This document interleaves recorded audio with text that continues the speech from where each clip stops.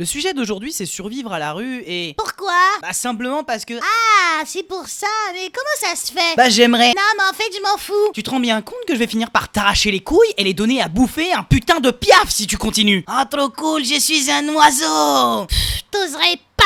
Ah ouais, tu penses vraiment que j'oserais pas? Bah vas-y, file mes couilles à l'autre enfoiré de Rio, vu qu'il a décidé qu'aujourd'hui il se deviendrait un oiseau. Oh non, un chasseur, vite, fuyons. Mais laisse-le tranquille, tu sais bien qu'il parle à peine français. Tiens, regarde, Rio, ça veut dire quoi une couille?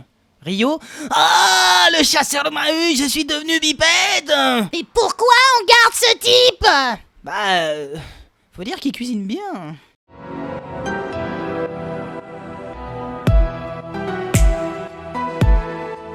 Bon les gens, on va se mettre d'accord tout de suite et répondre à la question que vous vous posez tous. Pourquoi faire une vidéo de ce genre et parler de la rue? Tout simplement parce que c'est un sujet bien trop délaissé par les youtubeurs. Et surtout parce que j'ai moi-même fait cette expérience. Je suis resté à peu près 4 mois dans la rue et après ça j'ai vécu 3 mois dans un garage. Alors que l'on soit bien d'accord, cette vidéo aura exactement le même format que les Wanted classiques. Je ne suis en aucun cas là pour vous faire pleurer ou pour défendre une cause. La raison de ma vidéo est simple, répondre à la question, ça fait quoi d'être à la rue? Mais du coup, avec tout ça, comment on se retrouve à la rue? Bah c'est simple, c'est juste des mecs qui ont pas travaillé à l'école. Non, ce sont des personnes qui ont trop ingurgité de papillons. Putain, mais c'est quoi ton problème? Oh, il est gentil, il s'occupe de mes problèmes. Bah, ces derniers temps, c'est vrai que les impôts me taxent un peu trop. Second degré, pauvre andouille. Pourquoi tu blures?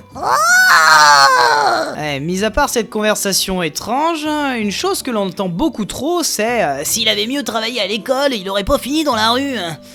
Mais alors ça les gars, c'est le summum du cliché et de la connerie. Il peut pas y avoir plus faux que cette phrase. Je crois vraiment que les gens ont du mal à s'imaginer que ces personnes que l'on croise tous les jours dans la rue, à faire la manche, ont eu une vie avant ça.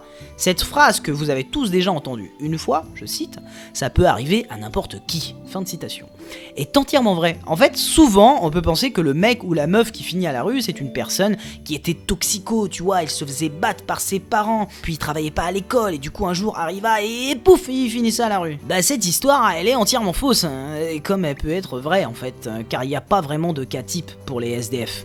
En vrai, t'as 143 000 SDF en France. Ça veut dire quoi?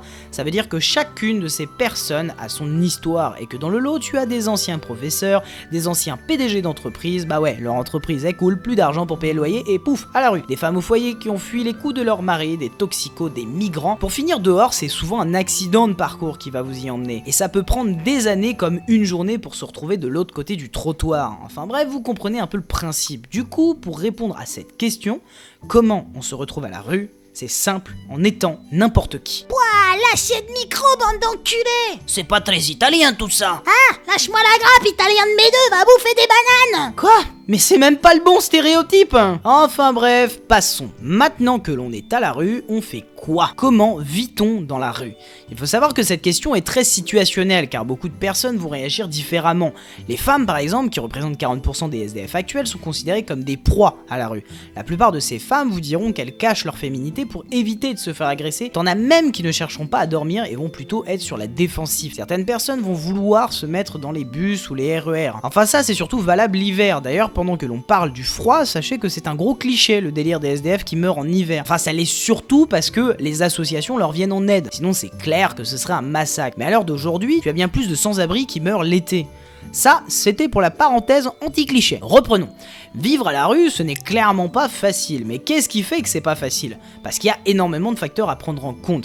Vivre dehors, c'est s'accommoder au regard des autres qui te jugent. C'est une des raisons majeures pour laquelle on voit beaucoup de SDF avec des chiens. Un chien, ça te protège, ça te réchauffe quand t'as froid et surtout c'est le seul ami qui ne te jugera pas pour ta situation. Certaines personnes vous gueuleront dessus, d'autres voudront se battre avec vous, mais au fond, la seule et unique chose qui te reste, c'est l'espoir. L'espoir qu'un jour, tu finiras par sortir de cette situation. Mais croyez-moi, c'est bien plus dur de se battre quand on est dos au mur et surtout quand on est seul à le faire. Et vous allez me dire, ouais, mais t'es pas obligé de dormir dehors, il y a aussi des associations pour t'héberger. Oui, non. En fait, il faut savoir qu'en France, comme je le disais, il y a 143 000 SDF. Et ça, c'est juste ceux répertoriés. Donc déjà, imaginez le nombre colossal de sans-abri qu'il doit y avoir. Deuxièmement, depuis 2001, le nombre est grandissant. En 19 ans, on a augmenté de 50% le nombre de personnes dans nos rues. Donc comprenez bien que les associations sont débordées. Il manque à peu près 70 000 places d'hébergement d'après certaines assos. Pareil pour se laver, c'est une vraie galère. Il y a bien des structures pour t'aider, mais il faut prendre des rendez-vous et souvent c'est pour la semaine prochaine. Du coup, la plupart du temps, tu fais avec.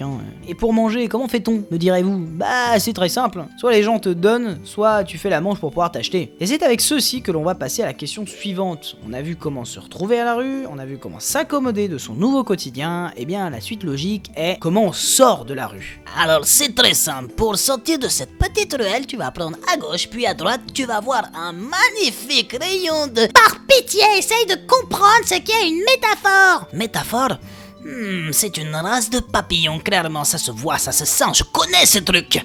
Les métaphores sont... Tu viens de lui lancer une roue de vélo à la figure là? Ouais. Bon, passons à la dernière étape. Beaucoup pensent que pour pouvoir sortir de cette situation, il suffit de trouver un travail, puis après de se trouver un appart. Mais la réalité est bien plus compliquée que ça. Déjà, premièrement, pour trouver du travail, il faut obligatoirement une adresse, ce qui est un peu plus compliqué à trouver quand tu dors dehors. Mais des organismes peuvent fournir une domiciliation pour recevoir du courrier ou pour faire des démarches administratives. Parce que oui, vérifiez par vous-même, mais dans la plupart des cas, on te demande un justificatif de domicile, genre le Pôle emploi, la mission locale ou tout simplement pour trouver un travail. Donc la première chose sera de trouver une association ou un centre d'action sociale pour vous fournir ça, du genre la Croix-Rouge, Secours catholique ou Chorus par exemple. Après ça, la chose à faire est de trouver un hébergement d'urgence, c'est sûrement l'étape la plus dure car beaucoup trop de demandes. Et oui, beaucoup pensent qu'il faut trouver un travail directement, mais la réalité c'est que quand t'es dehors, tu portes tes affaires toute la journée et tu es rarement présentable.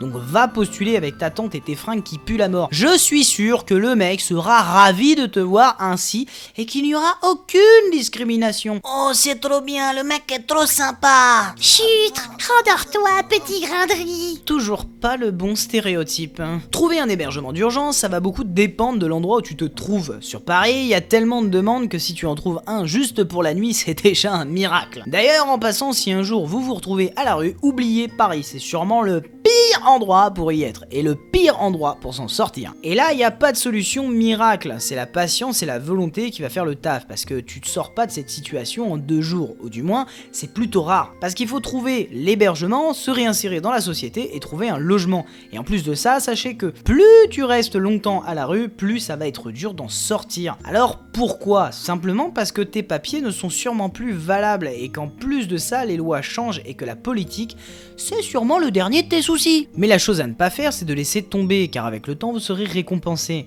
Battez-vous pour vous en sortir, cherchez dans la ville où vous êtes tout type d'association, posez le plus de questions aux personnes situées dans ces organismes, seuls eux pourront vous rediriger et surtout vous aider. Bon, on passe à la conclusion. Être à la rue, c'est sûrement pas le meilleur moment d'une vie, et comme vous avez pu le voir, le sujet est bien plus compliqué qu'il en a l'air. Dehors, la vie ne se résume pas juste à un mec qui n'a pas travaillé à l'école. Oubliez ses préjugés et surtout faites-vous à l'idée que ça peut arriver à n'importe qui. La rue est cruelle, elle te prend mais elle ne te rend pas. Avant de vivre dans ces conditions, j'étais blindé de clichés et j'étais le premier à croire que si tu trouves un taf, tu vas te sortir de cette situation. J'ai rarement autant été à côté de la plaque. Travailler et vivre à la rue, c'est exténuant, j'en ai moi-même fait les frais. Cette vidéo avait pour but de vous faire rire tout en vous informant sur un sujet dramatique et surtout de faire comprendre au plus grand nombre que ce que l'on voit est nettement différent de ce que l'on vit. Alors oubliez ces reportages ou ces clichés sans queue ni tête, si tu veux vraiment savoir quelle est la vie d'un SDF, eh bien va leur poser directement la question.